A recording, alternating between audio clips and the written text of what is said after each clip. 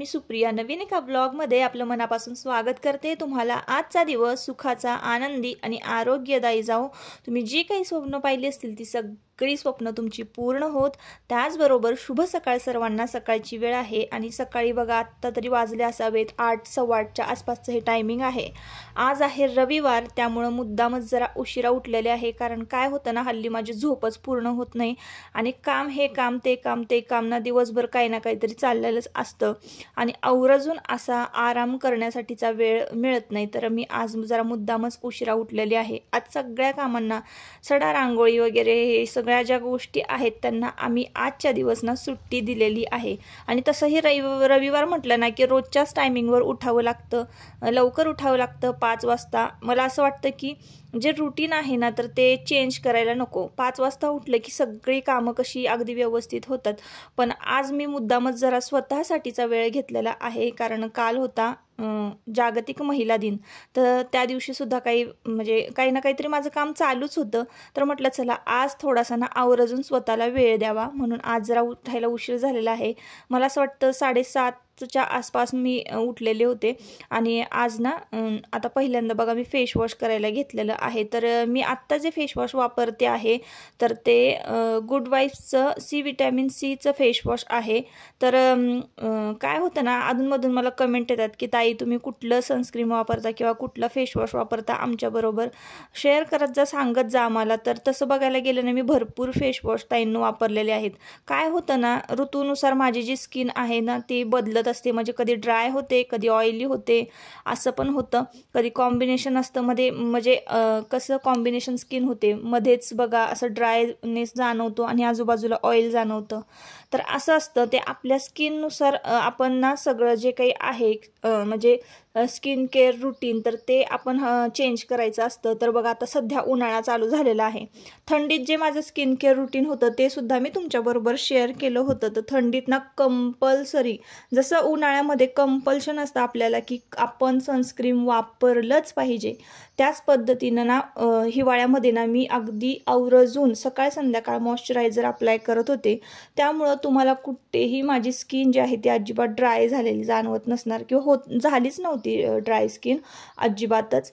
आणि मग त्यानंतर मी आत्ता उन्हाळा चालू झालेला आहे तर मॉइश्चरायझर जे आहे ना ती मी रात्री झोपताना लावते आणि सनस्क्रीन जी आहे ती सकाळी अप्लाय करते।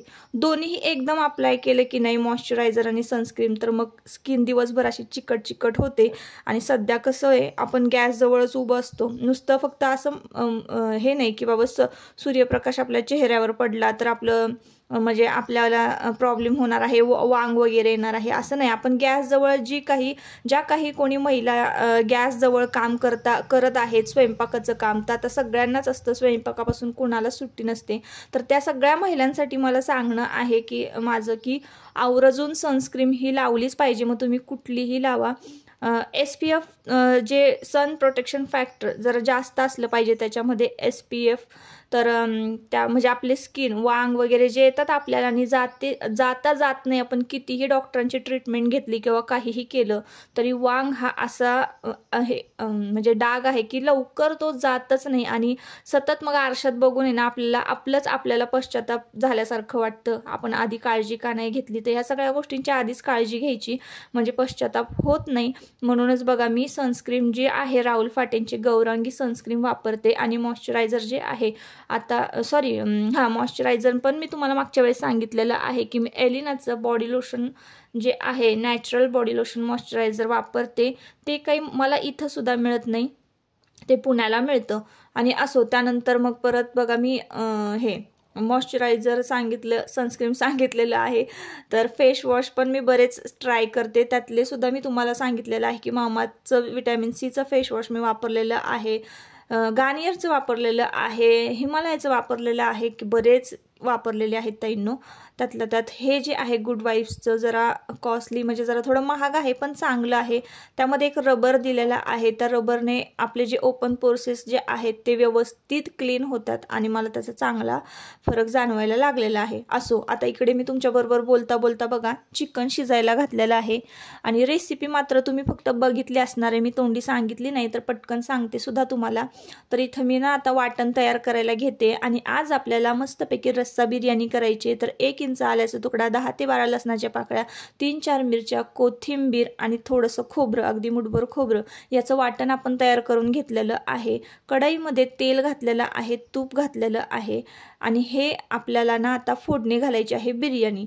तर तुम्ही मी बघितलं म्हणजे तुमच्याबरोबर शेअर केलं की मी चिकन कसं फोडणीला घातलेलं आहे. तर बघा तेलामध्ये ना कांदा भाजून घेतलेला आहे बारीक चिरलेला आणि त्यामध्ये हळद घातलेली आहे, मीठ घातलं, चिकन जे आहे ते शिजवून घेतलेलं आहे ताटावर गरम पाणी घालून.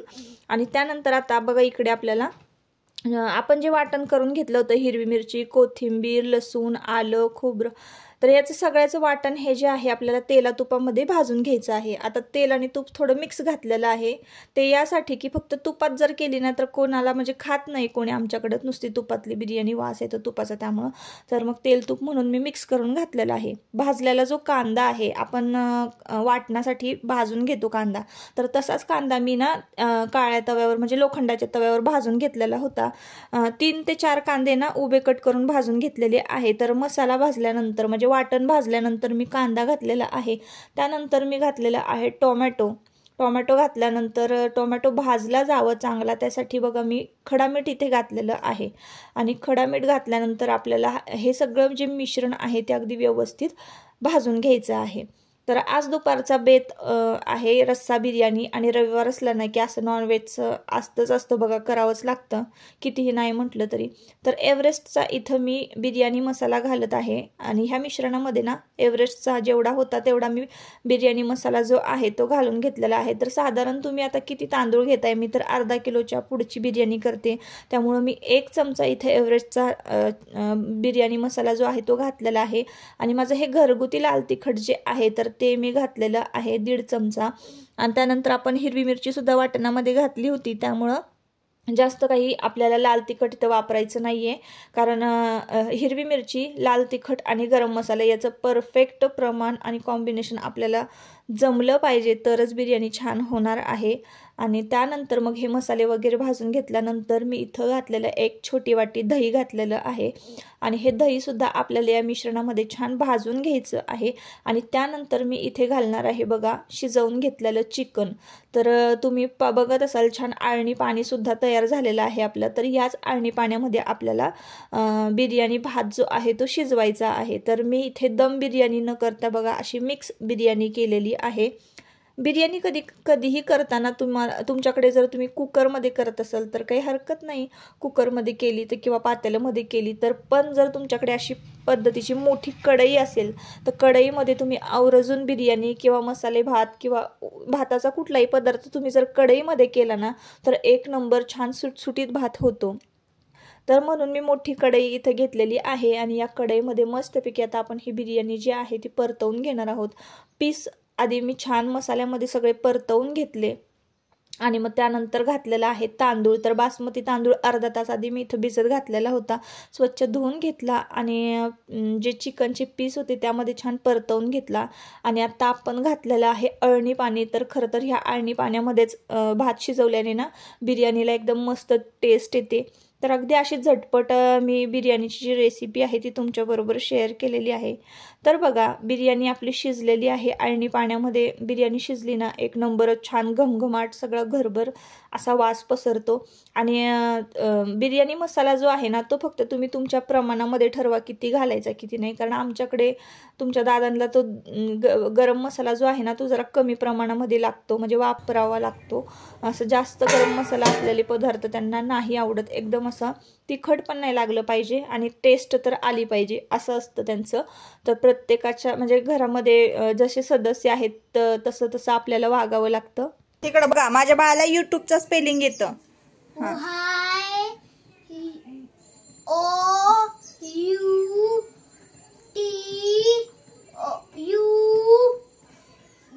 बी बी बी बी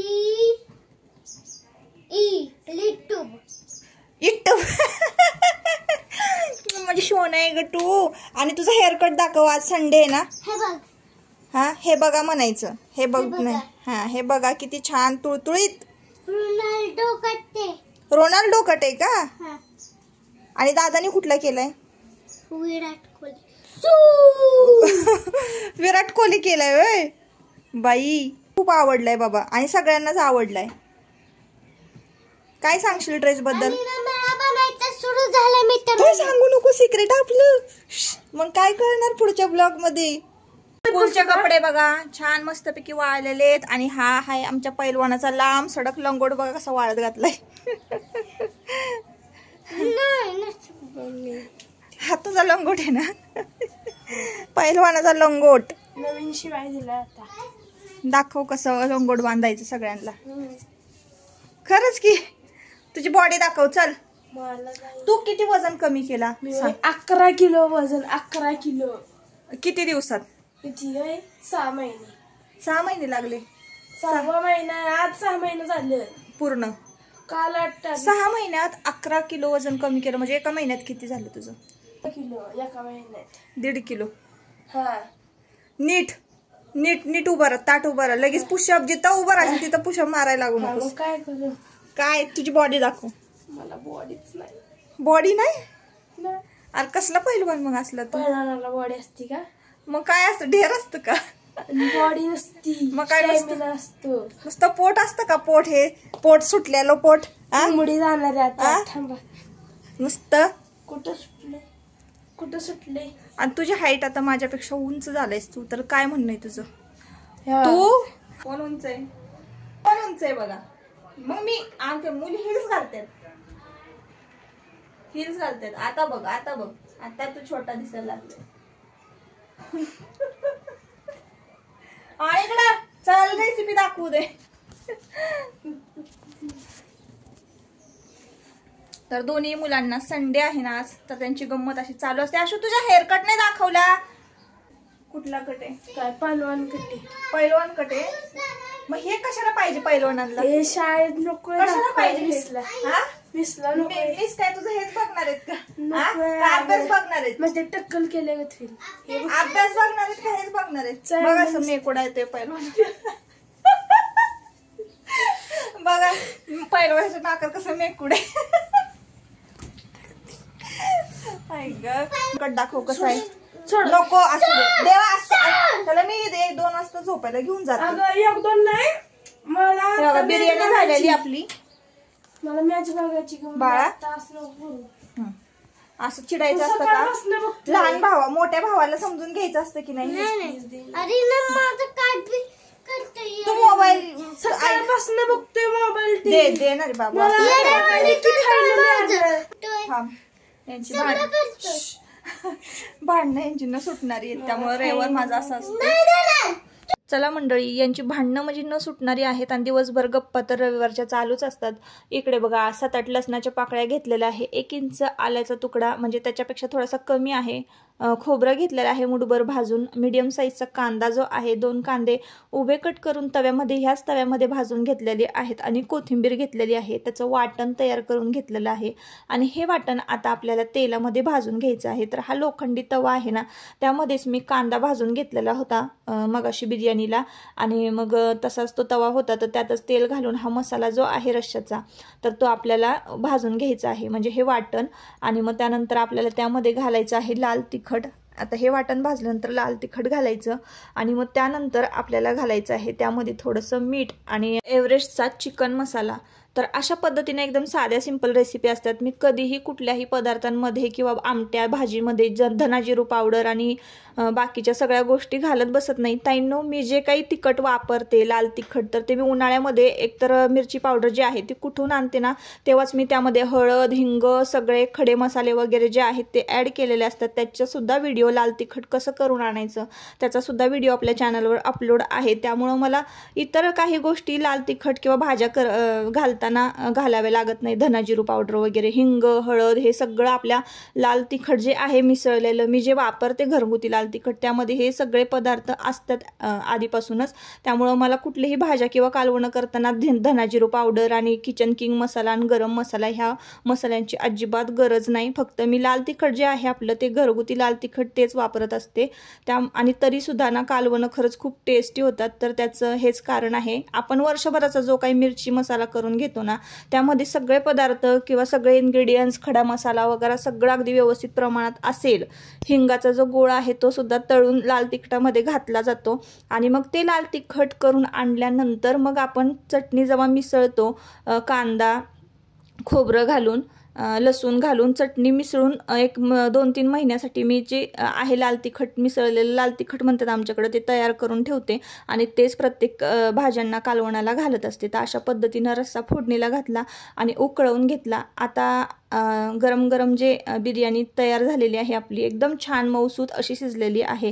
हॉटेलला कसं जरा कडक असते बिर्याणी किंवा भात असा कडक लागतो आणि पोटभर आपला खाल्ला जात नाही, पण इकडे बासमती तांदूळ आहे ना तरीसुद्धा मी अगदी मऊसूत शिजवलेला आहे.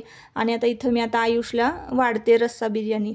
तर मस्त झालेली आहे आणि टेस्टी झालेली आहे. म्हणजे प्रोसेस तशी बिर्याणीची खूप मोठी आहे, पण अगदी मी शॉर्टकटमध्ये तुमच्याबरोबर शेअर करण्याचा प्रयत्न केला, सांगण्याचा प्रयत्न केला. जर काही तुम्हाला वाटत असेल तर कमेंट केली तरीही चालेल. तर आता संध्याकाळची वेळ झालेली आहे ताईंनो आणि सगळं म्हणजे दुपारीच मी सगळा स्वयंपाक जो आहे तो करून ठेवलेला होता. रस्सा आणि बिर्याणी भरपूर शिल्लक होती, त्यामुळे आता संध्याकाळी काहीच करण्याची गरज नव्हती.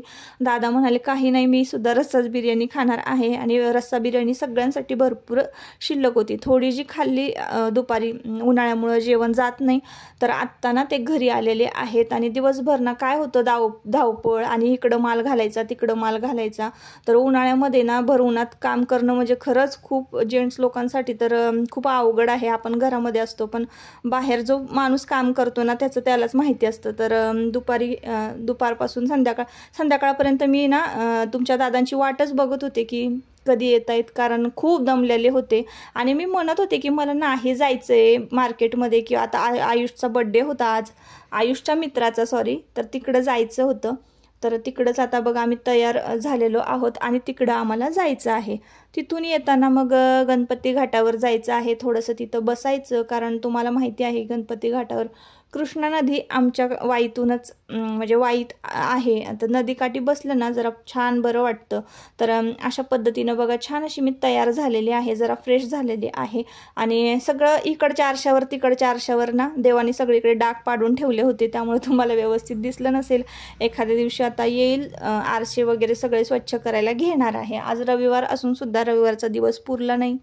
ही आहे आमची वाई आणि वाईचा असा काहीसा नजारा दिसतो बघा संध्याकाळच्या वेळेला. दिवसभर ना इतकी गर्दी असते ना ताईंनो, खूप खूप गाड्यांचे आवाज आणि सगळीकडं, पण संध्याकाळच्या वेळेला ना इथं एवढी शांतता असते ना, तर थोडंफार आपल्याला वाटतं ना की कुठेतरी मनशांती मिळावी. तर मनशांतीसाठी असं नदीच्या काठावर जर तुम्ही येऊन बसलात संध्याकाळच्या वेळेला तर गाड्यांचे आवाजसुद्धा कमी असतात आणि अगदी निसर्ग वातावरण, निसर्ग जो आहे इथला अगदी स्वच्छ आहे, हवा स्वच्छ आहे आणि संध्याकाळचं ना जरा ध्वनी प्रदूषण पण कमी असतं. त्याच्यामुळं ना मग संध्याकाळच्या वेळेला आम्ही कधीतरी असं आम्हाला जर वाटलं येऊन बसावं तर आम्ही येऊन बसत असतो इथं. तर आयुष दादाला त्याच्या मित्राच्या घरी बड्डे पार्टीसाठी सोडलेलं आहे आणि दादा, देवा आणि आम्ही इथे येऊन बसलेलो होतो. गणपती बाप्पांचं दर्शन तुम्हाला दाखवते. इथूनच गणपती बाप्पा हे वाईचे महागणपती आहेत आणि दर संकष्ट चतुर्थीला आपण इथं येतो किंवा दुसरे जे गणपती बाप्पा आहेत तर त्या गणपती बाप्पांना जातो. तर असो, आता आजच्या व्लॉगचा शेवट मी इथंच करते. आपण परत पुन्हा भेटूया नवीन एका व्लॉगमध्ये. व्लॉग कसा वाटला नक्की कमेंट करून सांगा. नवीन असाल तर नक्की सबस्क्राईब करा आणि लाईक करा. चला, बाय बाय.